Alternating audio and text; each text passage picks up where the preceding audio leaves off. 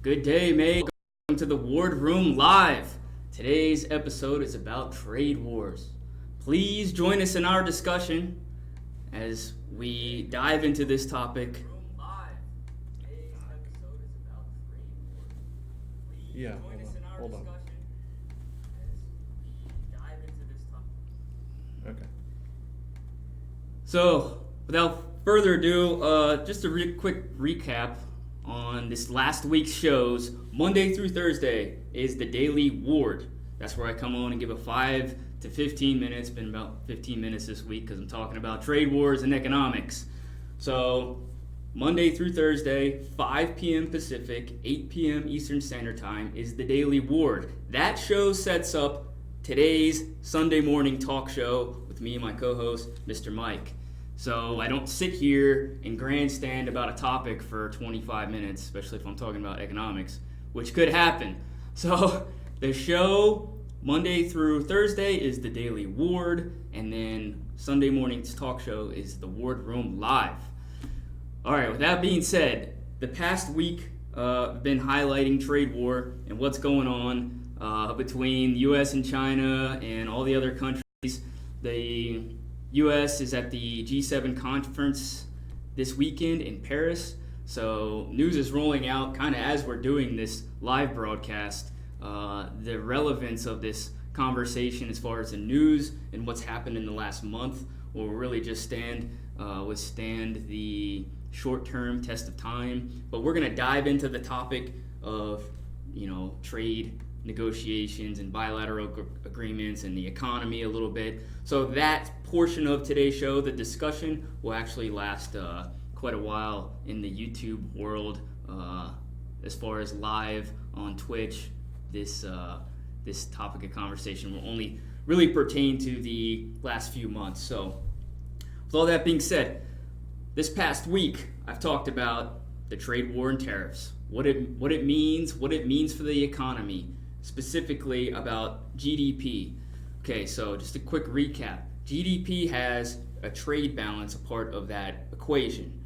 Now, so trade negotiations and agreements fit under the GDP or the trade balance portion of the GDP calculation. Now, that's exports minus imports, and the U.S. has always had a trade deficit because we import more than we export, so it's always at a negative. I'm not going to get into the minute details of it. Go watch Tuesday's show and where I discuss GDP a little bit more in depth. But GDP is a lagging indicator. I mean, when we calculate GDP, when the I believe it's the Bureau of Economic Analysis calculates it, it's past data from last quarter. So if we're entering into a recessionary or a deflationary time period in the United States and we're using GDP as a guideline, that's looking back a whole quarter. So the GDP numbers that come out this next week, I believe it's the 29th, which is Thursday, if I'm not mistaken. Those numbers are from the second quarter GDP. So if you hear the news and hear recession, the word recession being thrown around a lot, the real measure of a recession is that gross domestic product, calculation, and that calculation is lagging severely. So it's not necessarily a good indicator. That's why people use other indicators such as jet to GDP ratio, or look at inflation, what the Fed's doing. We also, economists, when I say we, economists also, they look at the inversion of the yield curve, which I spent Wednesday's show talking about, and I got into the specifics of the yield curve and how that's not actually a good measurement of a recession either. So without digging into the weeds on that right now, go watch Wednesday's The Daily Ward and get brushed up on that topic and do your own research. I'm always going to say that. This is a discussion and a debate show and a live Sunday morning talk show, but I'm always going to say do your own research. So if you question something that we say, please join us in the discussion. This is a live show for a reason. We're coming on, doing a live broadcast so we can have a Q&A portion eventually when we have enough followers, and we want you to ask us live questions. We'll answer them to the best of our knowledge at the end of the talk show.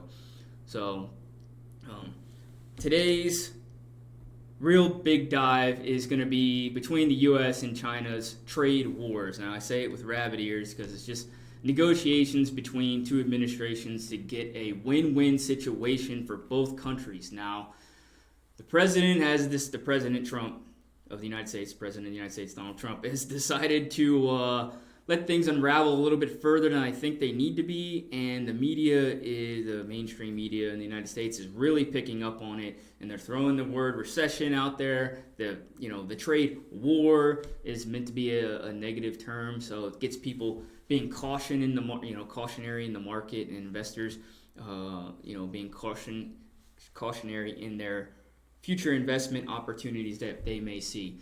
So it's actually I think it has less weight to do with the overall broad scope of the U.S. economy. But if you buy anything from China, which is basically all the electronics that you buy off of Amazon or you go shopping at Walmart, are affected by this trade war. So where we're at today, just to give you a real quick synopsis on what kind of just happened on Friday, this past weekend, Friday. So China came out saying they're going to add another $75 billion to their tariffs they imposed on the United States, mostly agricultural products and steel, specifically pork and agriculture, because the Chinese economy buys a lot of pork. They eat a lot of pork, obviously. Also, the Chinese economy needs steel to run production, so they buy a lot of steel from us, from Australia, from Africa. So they have limited steel production. They don't have enough iron ore out of their own country to supply all the manufacturing. So that hurts. That mainly more hurts them. And to really understand tariffs, it is a tax, and the short-term effects are a tax on the consumer of the product, whether that's the end consumer or it's the manufacturer that's directly buying the factor of production that goes into whatever they're making. So it does affect people. It affects people in the United States, especially going into this holiday season where prices are going to be drived up. Probably you'll see it mostly on electronics, because we have to cover this trade barrier now, which is a tax. And we're going to pay for it if you're an American consumer. We're going to pay for it, and it's going to be a short-term implication on our disposable income. But the long-term effects on having tariffs is more about protectionism. And that's where this conversation really gets interesting, as far as protecting intellectual property rights in the United States and the companies that work to build this technology, which is all made in China, which is mostly all mobile technology, although there is anything that has a screen, basically. But they're absorbing some of our intellectual property as a byproduct of manufacturing. That's how they need to know how these things work, so they can manufacture them properly, and they soak up some intellectual property as far as the technology is concerned, and that's concerning to the administration, because this is it's of the interest of the United States to be the foremost front runner in technology. That's really what we're all about in our economy. We don't necessarily produce a lot of other goods, but we do produce a lot of development and innovation in technology. So the trade war, that's one of the, between U.S. and China, that's one of the first most drivers of what this whole thing is all about. And secondary is the transfer of wealth from one economy to another. So we create wealth in the United States, and because we're a consumer-based economy, and we buy cheaper goods in another economy. This one just so happens to be China, where they have all the supply chain set up for cheaper products. So we transfer our dollars into the Chinese economy. The Chinese have, gotten relatively really wealthy as part of this whole trade implication that's, evolved over the past 30 years, really. So we're going to discuss this into greater detail and in this today's discussion and today's debate, really, between me and Mr. Mike.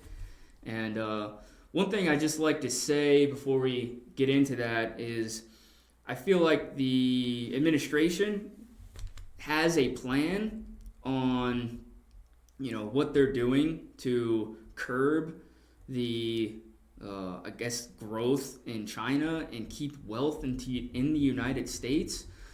But we're consumers and we like to pay the lowest price, so I don't necessarily think they're going about doing it the most effective way possible through a back and forth with our number one trade partner. So that's just my personal opinion.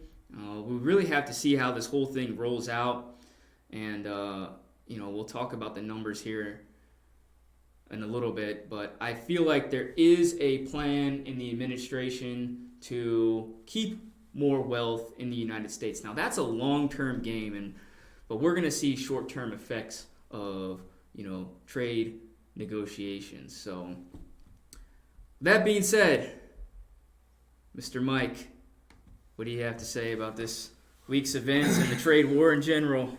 Well, all right. So you brought up an interesting thing that I think we all want, which is this idea of a win-win situation.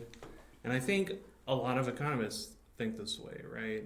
I can't pull up any specific remarks, but I can bring up a specific remark of somebody that doesn't think this way. Okay.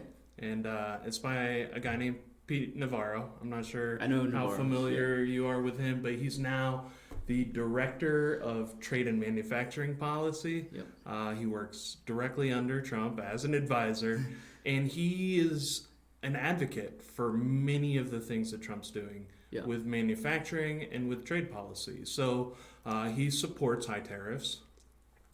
He also suggests that, and let me just pull this up. Sure. But he also suggests that we should be doing a lot of the let me just back that up. Like he supports pretty much everything that he's Trump's an isolationist. Saying. Right, he is an isolationist. Okay. And I didn't want to say that necessarily. Sure, you can say it, man. But he's got books, right? He's got a long history of trying to be an isolationist, and he's got books stating back to 2006, I think, where he's talking about the upcoming war with China, right? So he's been on this train for a while, even when we weren't so, I guess we weren't disputing the trade as much with China. And that was back, Bush administration, 2006? Yeah. So he's foretelling this then, but then he gets into a position where he actually can realize some of the things that he's saying. Yeah. And whisper those same things in Trump's ear. How does a person... And the reason I brought him up was because he specifically thinks that this is a zero-sum game. Okay. Right? He thinks that one side comes out the winner, and that is it, right? Yeah. What do you think about that? I feel like first we have Leichthinger. Did I say his name? You're German. What's his last name? Leichthinger. Who balances that out, and he's a part of the, an advisor to Trump, also part of the U.S. trade representative team that does these negotiations. So you have a balance there. You have one guy that's pretty much an isolationist, we can say it. I'm not afraid to say that. And then you have Leichthinger, who does want to see a win-win. And I feel like Trump wants to see a win-win too. But he's influenced, and this is your point, by isolationist Navarro, right? Navarro. I don't want to call him the isolationist, but Peter Navarro. Yeah, sure. So I don't see it as a zero-sum game. Right. Specifically because you have two sides of every transaction, and generally it's a win-win situation. in all transactions, and this is just large scale price negotiation and sales. You know, when you buy something, consumable product, service, whatever, you're buying it because you think it's, you know, it's advantageous for you to own that thing. And then that thing's probably, hopefully it's not a monopoly and you've done your research and you get a good price for it. Well, the person that's producing that is getting a markup on the value that is selling it, right? And they, in turn, turn a profit. So it's a win-win. What I think where Navarro's coming from is he wants the United States to be independent of all outside resources. And I understand that because we've been reliant on getting all of our consumable goods from China for so long that they've really become, I mean, they're almost 90% of our, you know, they're our number one trade partner by far. The second is Mexico at like 9% of our imports. So it's like, I understand where he's coming from, and they don't necessarily want to have a complete transfer of not only wealth, but the intellectual property to make China more of a superpower than it already is and take over as, you know, leading or the leading force for economic development in the world, and which the U.S. has been for hundreds of years now. And they, you know, we've modeled our or the other countries around the globe have modeled their economy based on ours. So just to wrap that all up, I think the Chinese, and I've, you know, been friends with a lot of Chinese people, being a part of the university system here, they love the United States. Over in China, they love, I mean, you can't walk, I've never been to China, but you probably can't walk down the street without seeing American influence anywhere. I mean, they like their Gucci, they like their KFC, right? So American ideology of as far as a capitalistic system that we've kind of created where it's consumer based is being transferred over to China because they like that lifestyle. It's a good type of living standard, right? Way better than it's ever been. And the Chinese government has done, it's been probably the most effective economic development that has ever been seen as far as history as we know it, because they pulled 1 billion people out of impoverished conditions. Now, I'm not saying all of them are, you know, pulled out, but they've really created a middle class and an ecosystem. So you can't blame China for what they're doing. They're trying to become, and I definitely don't blame them, you know, right? And they've had this strategy for many years, at least dating back before 2015, where they want to rise and become one of the great economies, and perhaps maybe they should, right? Like you said, they have 1 billion people. U.S. has what, 1/3 of that? Yeah. So it should be understandable that they would want to surpass us in terms of trading, in terms of just earning, right? They're workers, right? But at the same time, they provide something that we here in the United States don't do, which is low cost workers, right? Yeah. And so that's what makes them a lot more successful than us in being able to manufacture these goods. And so I just wanted to bring up some of the numbers, right? Yeah, because you had mentioned that, right? We're importing from China around $550 million or billion dollars, excuse me. And that's all proposed to being tariffed right now. We're looking at 5 to 25% on goods. And then he's talked this week and recently, right, about raising it another 5% to 10 and 30%. On the flip side, we're only exporting about 120, from what I got, $120 billion. Yeah. So that disparity right there, we're talking about $430 billion deficit. And I see why we would want to reduce that, right? It doesn't seem balanced. Like when you talk about trade balance, you're really just talking about the same amount of trade going out as going in. But the fact of the matter is, we want a lot more products from China than they want from us. a trade deficit is not a bad thing. Right. And especially in a consumer-based economy, which is what we have. And as far as, we've been that way since post-World War II. America loves things, and we like to get it the cheap. We're entrepreneurial spirit here. We want things for the cheapest bang for our buck to, strike our fancy, to buy Christmas products, to manifest our lives in the way we see fit. We don't necessarily want to pay to have those goods produced here in the United States because it would be very expensive. So I don't think we're in the best position right now as far as being reliant on a country like China. Okay. Now, we should be we're going to be reliant on other countries in global trade to get products cheap here in the United States. So people can go to Walmart and shop on Amazon and find the best deals.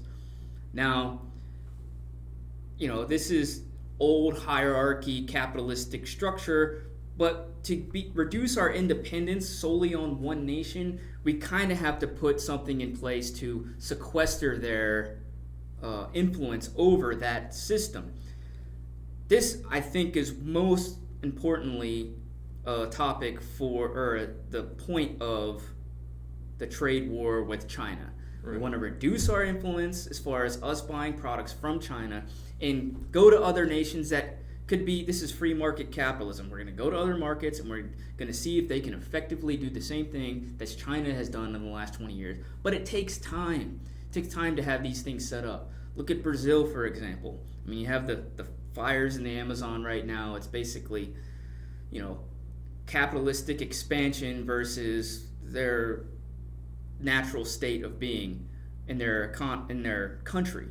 So if we go from China to Brazil, and the president made a tweet about this on Friday, how things are looking good for the U.S. and Brazilian relationship.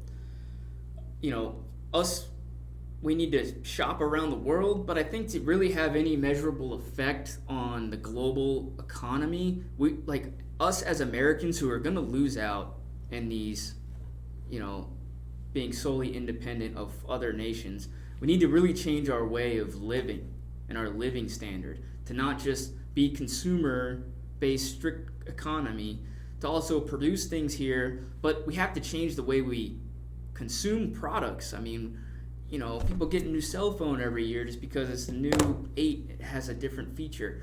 People get, new laptops every couple of years because they're built to fail. Cars are built to fail, right? We always want these high-end electronics and appliances to make our lives easier.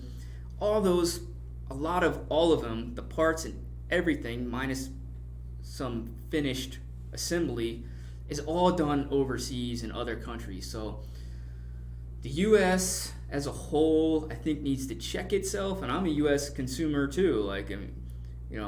But we really need to change the way we live to really see a measurable effect as far as us expanding this type of capitalistic system where we're the consumers, we're the power, we're the people that buy goods, but also at the same point in time, we spread our wealth around the world. So this is not an easy situation to solve, not in any conversation in an hour, but I feel like that's a huge point that we need to address. Anytime you on a large scale. Anytime you bring in people, you're adding complexity to the issue. But it's like you're saying, we would have to basically get into the minds of consumers and say, hey, maybe what you're buying from China isn't as worth it. But what about the importers themselves? I think you were talking about this a little bit earlier, but a lot of the products are electronics, metals, chemicals, right? We're talking about things that not even every consumer is needing, but a lot of American-run businesses, right?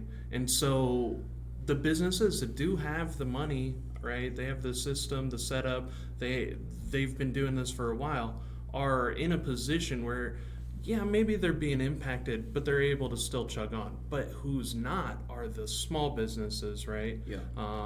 And maybe even just the small self-sustainable communities that are really trying to put up and take care of their own. how much do you see them being impacted though by the overall tariffs, right? Yeah. That we're putting on it, because they, and I do want to explain this. I don't know if we like exactly explained it, or if it was in another individual segment. Is like, we cannot tax China. We don't tax China, right? We tax companies and people that are U.S. based, right? That live in the U.S. or U.S. citizens or are stationed in the U.S. And that's where we get our tax from. That's what import and exports are doing, right? And so here you have companies being impacted by these costs, and they're going to push it down to the consumer later on. Maybe it's not immediate, but there's starting to be some shakeup. Wouldn't you agree? At least like in the local economies. Sure, yeah.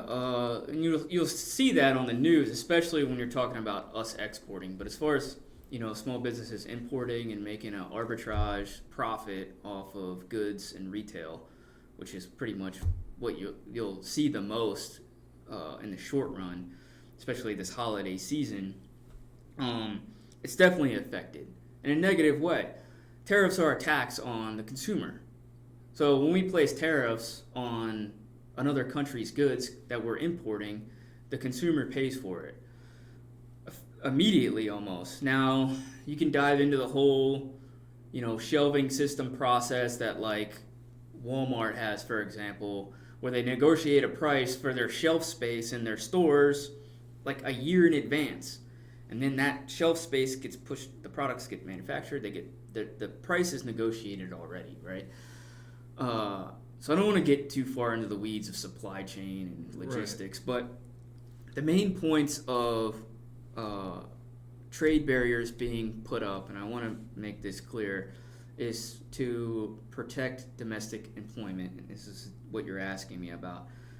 Protect the consumers, which is a really big levy on us, infant industries, national security, and retaliation. So we've almost hit with just these trade negotiations all of the points with just China. So are we protecting domestic employment? No, because they're retaliating against us in industries that we export the most to China with, which is like pork and steel.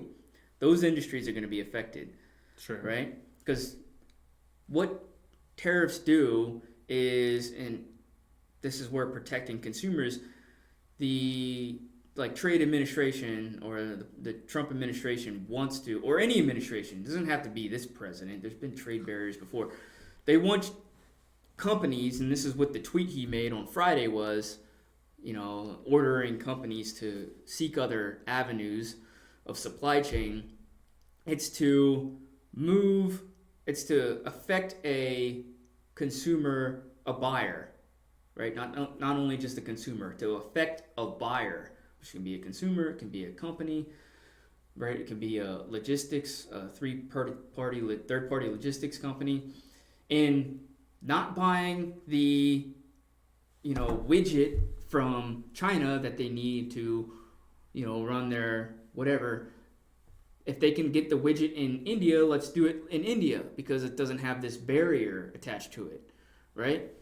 But what we've seen, and this is why I think the media makes it, they call it a war, is because we've gone back and forth on retaliation. Right. And we've now been escalated to, you mentioned, we went from 25 to 30 on the original tariffs in place, which was like 818 products. And then the future tariffs that haven't been in place, they're supposed to go in place, I believe, October 1st, went from 5 to 10 on the remaining 300 billion. Right. This is... So I guess and I'm not trying to cut you off, but like, what is the goal of this war, right? Like I would say like any action has a goal, right? And obviously we're trying to maintain our status against what some policy makers perceive as a threat, right? They perceive China as a threat.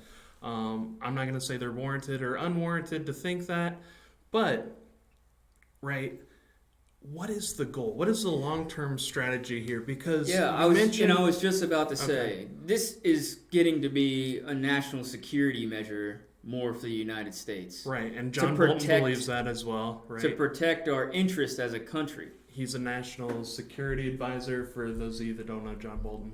Okay. So I feel like that's where this retaliation, trade barrier conflict has gotten us into now, and it's really where it started. So we've come back full circle.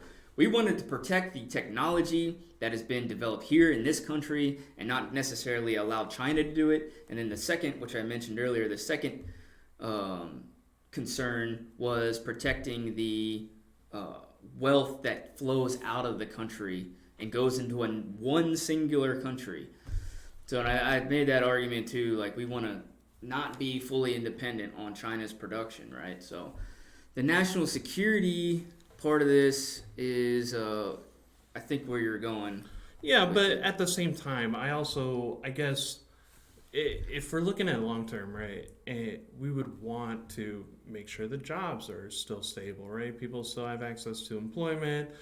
People are still able to buy the goods that they want. So, like, there should be a long term strategy in terms of what these tariffs are doing for us. I haven't been able to find any evidence of this, but let's just talk it out, right? If we're getting X amount of money, right, from the U.S. economy, from businesses, from consumers, right, and it's going into the government, where is it then going, right? We need to follow this money. Is it going back into, providing consumer subsidies? Is it going back into propping up small businesses? Or is it getting absorbed by some of our more corporate entities, right?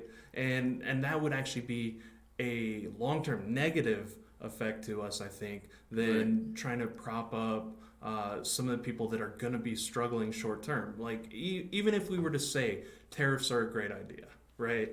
Which I don't know if either of us truly believe that, but even if we were to say that it was, where does that money go, and how can we have it come back and help us, right? This is the great paradox of the Trump administration, and you'll probably hear a lot of, the Democratic Party really honing in on this. Not that they have an answer for it, but, we're at a segue in our capitalistic structure.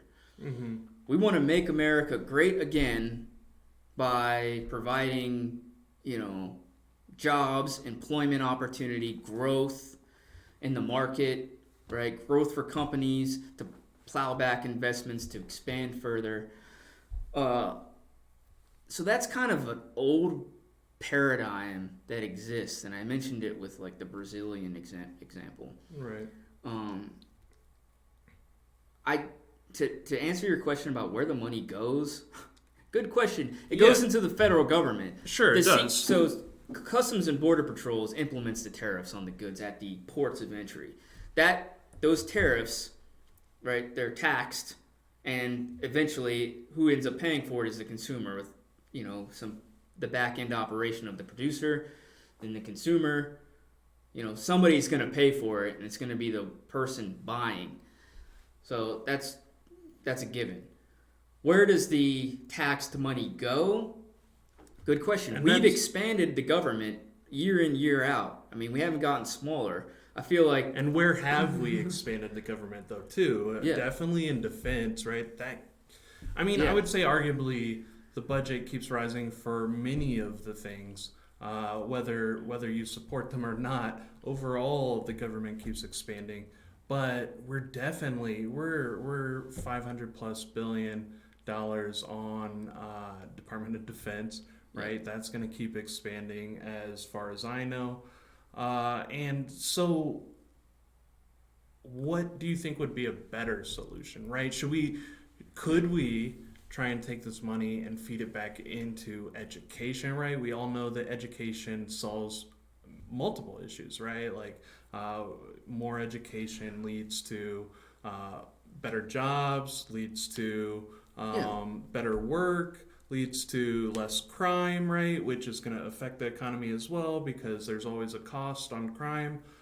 There's a lot of things, right? Where if we're gonna be doing this at all, are we doing it in the right way? One good thing about the week, I could say, at least from this situation, is that the tariffs could offset tax incentives for consumers. Okay. So we could get more tax incentives, but we need to effectively tax. Now we're going to get into the tax structure topic, and I don't want to. All right. Yeah, but, let's not. Okay, yeah.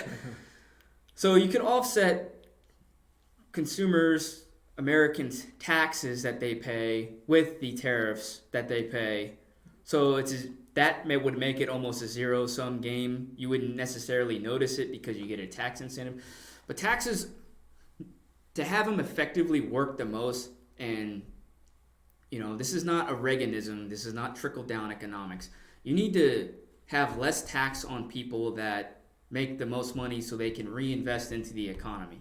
But also have less tax on people that, are a part of the end equation in the whole economy. They're just a regular citizen that goes to work and buys things, and they're a cog in the wheel of the machine almost. But besides the point, like, you could offset so the money could be, that the consumers front end pay for at the end of the year. They might not notice a difference because they get a tax incentive. Now, that probably won't happen because we have a Republican administration and then a House that's Democratic. They probably won't agree on any more sufficient tax cuts that make the economy effectively run. Where the money's going to go is to government expansion. I think we're at, just for throwing numbers out there, we're at 106% debt to GDP ratio. That's like saying for the economy, if we can compare you as a household, you spend more on credit, you're using credit, and you're buying things, then you have income coming in. So you have more than 100% of your income to debt ratio, right? Or debt to income ratio. Same thing with the United States, just on a grander scale, and it's very complicated because it's not necessarily, you can't, one for one this analogy, but I'm just making it clear. We have 106. It's gone up. We need to reduce that number. And we could reduce that number by having the trade or the taxes from tariffs go back to pay off our debt, to make our government incentive programs less cheaper, to provide government workers with more stability. And I've seen that argument is that a lot of this money is going to go to pay off debt. But it needs to. At the same time, I think the realization might be that, and Trump talked about a little bit too, we didn't mention it yet, but the 1977 International Emergency Economic Powers Act, which, sure, he's got to get Congress approval, but he thinks that we'll be able to direct U.S. companies that are set up in any way abroad, right, to come back to the United States. I honestly think that money ends up, instead of paying off our debt, goes into subsidizing those companies' moves, right? Those companies aren't going to just move willingly and freely, right? Yeah. If he really wanted to get them back, he's going to have to pay. A government's going to have to pay, right? Like, let's not just put it all on Trump, but the government's going to have to pay to get those companies back, right? But at the same time, we've also been seeing a lot of corporations, when they do come back to the U.S., when they do announce more jobs or new factories, significantly less workers, right? They're now just taking that money, those subsidies from the government, and investing in automation. So could we be screwing ourselves with this? Like, could we just be collecting a lot of money to then pay for automation, and long term we see job loss? We could speculate this all day and not come up with the answer, because I'm not necessarily sure there is one single best case scenario. Right. What the Trump administration has done very effectively is they've been pretty transparent as we've gone along. Now, nobody knows what their future plans are, but I believe, as I mentioned before, it's to, not have independence solely based on, transfer of products and goods and services and capital between one trading partner. I don't necessarily believe it's completely bad, as in long term. And you're saying bringing, incentivize for companies. It's the same thing when the taxes are incentivized for an income individual, right? A consumer, a worker, United States citizen that pays into the tax structure. Same thing for a corporation. They're going to be incentivized to do certain things, to build more factories, to produce more jobs. So I don't know, and I hate to say that, if we're screwing ourselves or not. And only time will tell. What I can say is that the economy has evolved tremendously, mainly through the innovation with the internet and Internet 2.0. I mean, you're talking about people being able to create economy of scale more effectively in their garage, in their living room, than they ever have before in the history of the United States, because technology enables that. That's the factor that enables that to be able to happen. Now, is it for everyone? Everyone isn't tech savvy. You have a lot of the United States that's still, agrarian type of culture. So I think until we get fully implemented into future technologies, and how they can be help produce economic expansion, we won't necessarily know until that happens. Specifically, everyone, instead of going to work for a corporation, right? Corporations do the big things in the economy. They provide goods at a large scale to a lot of people, like a car company, for example, right? Building a car is tremendously, involved in technology, plays a huge role in that. But what I'm saying is that people are probably going to be able to create more and more effectively an economy of scale out of their own house, going into the future. So the economy is going to change as well, and it's hard to really understand where it's going to go. There's a lot of things that are changing, right? It's not just the economy, it's not just the government, right? We're talking about, and this is an international thing. We're talking about a new industrial revolution, right? They're calling it the fourth industrial revolution, where we're pretty much digitizing and automating everything. Look into that. We'll be talking about that probably in a future episode. But I got a comment from Steve, who I don't want to mention his full name because we know Steve. What's he say? But he said China does not have the ability to innovate in the way that the U.S. can. Part of the tariffs is that we could be betting the small businesses could fill that cost gap with new technologies development. So I'm thinking what this is saying is that, right, and we've talked about it a little bit, is that China's copying us, right? They don't have the capacity for research and development that we do here in the United States, and we specifically, part of the tariffs could be going into small businesses for new technologies development. Sure, yeah.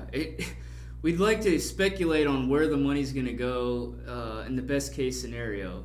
And it could, definitely go into small business innovation and development in technology. Yeah. And I think we're going to see more of that as we go forward into Internet 3.0, which is more automation and computing, that people set up Amazon store, Shopify store in their house. They can set up an economy of scale. Now, what are they selling? And does that have trade implications? Like, if you're a Shopify seller, for an example, and you're selling, microphones, where does that microphone come from? But you're making an arbitrage in the pricing difference. You're marking up the value that you're charging somebody. Sure.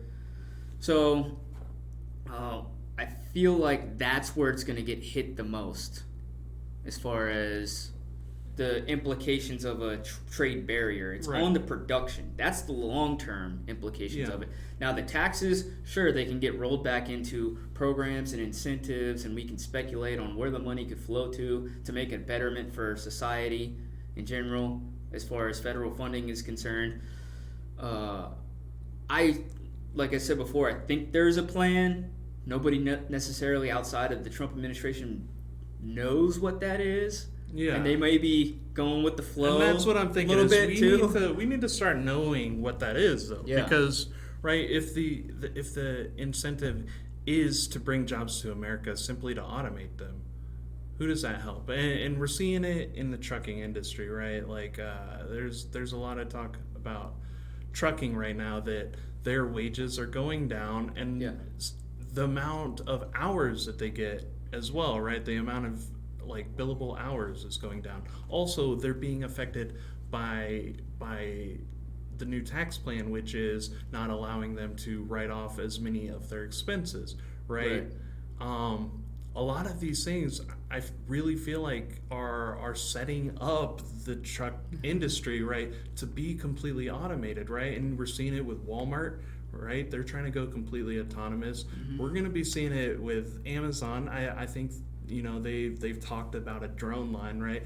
But just these jobs seem to be becoming more and more automated, and is the goal of a lot of this trade war to bring manufacturing back to the US simply to have it automated away. And I think that's to me that's a real concern for the people, right? Concern for consumers, concern for workers, and I think we need to tackle that at a later date. But I can't believe we got this far without mentioning logistics industry and trucking. But good point to add is that trucking, it's becoming more effectively priced. This is what technology has enabled us to do. It's just like any market structure that has technology embedded into it, like financial technology, for example. It's getting a lot more easier to understand all the implications of transactions, especially with trucking. So one thing I actually like coming out of, and it might not be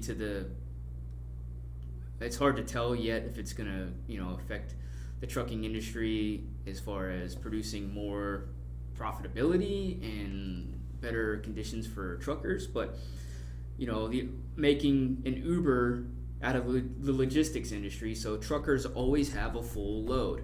If they're contracted by a company, they can get on their Uber app. I don't know if it's Uber specifically, but they can get on their app on their phone and go look and see, who's hauling something, who needs something hauled from Toledo to Dallas, because that's where that's where I live, and that's where I gotta get back to.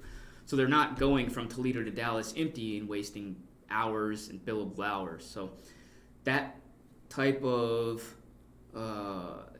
automation in logistics technology could help the industry.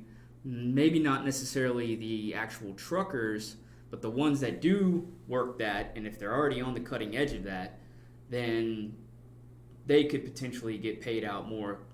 I think one thing we got to take into consideration when we're talking about like billable hours, like what's the safe conditions, for truckers? Should there be safety regulations placed on truckers which would put their hours down to 8 hours max on the road? I don't know that industry. I think it's only going to get more on the road, right? Just because they're going to be able to use less people to keep moving, right? Because it's all going to be doing itself here. But and I just want to I kind of want to touch on it. Obviously, I want to reiterate it though. But it's like if industries are changing, right? And we're not saying that it's solely because of the economy. If industries are changing, though, a lot of that tariff money could really go into the retraining of some of these evolving fields, right? And we're seeing it in energy as well. We're seeing it in so many different aspects of the U.S. economy that the war, the trade war is. And I'm going to call it a war because I believe in the retaliation. It's been a war. Aspect of it. I just don't like that actual specific word. I know. But I really think we got to start thinking smarter about it. and we got to start planning what the implications actually are. And Yeah. you know, if you want to give some last thoughts, we're running close to time. It's Yeah. 55. You know, look, I feel like there is a plan that is being put in place by the administration, but the way the president verbalizes the plan, and he's only telling us things as they go along, and I'm sure they've hit a few forks in the road Sure. throughout this, 2019 and this whole, geopolitical event. They're giving us bits and pieces of it as they go, so everybody's speculating. All the media channels, Yeah. people on Bloomberg, people with talk shows and radios that talk about more specifics into their niche market. So, to squander the whole speculation deal, what I really want people to, definitely focus on going forward, as far as, what's happening between the U.S. and trading partners around the world, is go about your daily business, and not listen to, and I hate to say this, but don't believe the specifics of recession and deflationary period. Now, I talked about this throughout the week, and the recessionary or the deflationary period in the United States could hit us the hard. Recessions are not a bad thing. It's a business cycle. These cycles have to happen.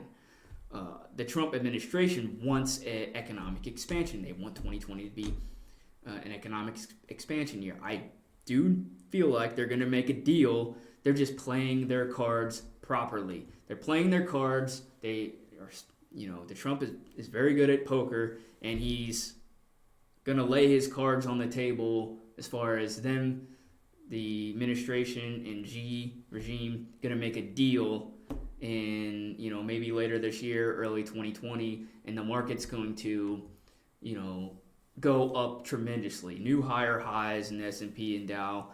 Companies are going to plow back their 2019, if they have, substantial earnings in 2019 back into their company, produce new products, more economic expansion, bonuses for workers.